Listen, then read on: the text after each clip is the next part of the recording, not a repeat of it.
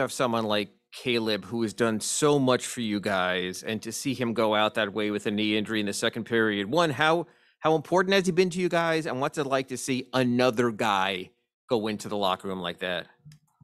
I mean, one thing you don't like to see one of your brothers go down. So I'm glad he's okay.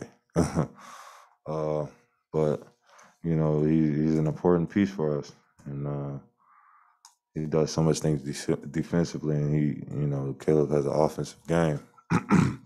So that hinders us. You never want to see one of your brothers go down, obviously, but he'll bounce back. And what do they do to jam up the offense in the second half?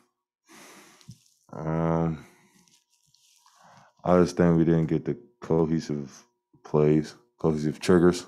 I feel like our offense got real stagnant at one point, and that really affected us. Not only on the offensive side, but I feel like it did on the defensive side. Because at that point, they're playing in transition.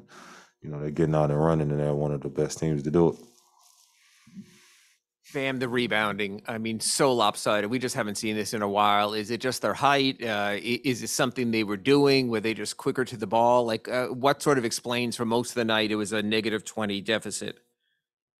They made more shots than we did. I mean, that's basically the bottom line. They just made more shots than we did.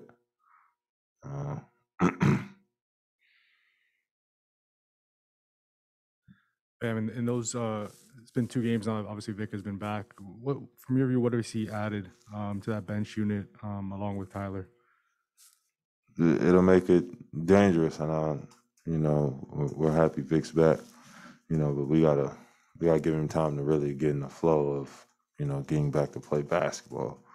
I feel like he still has those butterflies, those jitters, because it's second game back, and when he checks in, you got the crowd into it. They want him to score, and we want him to score too. But we just have to give him time and let him play through everything. And I think we saw you play more drop coverage tonight than we usually see out of you, especially. Is that mostly because of the lob threat that Aiden presents when he's diving? Yeah. I mean, he's 7'1",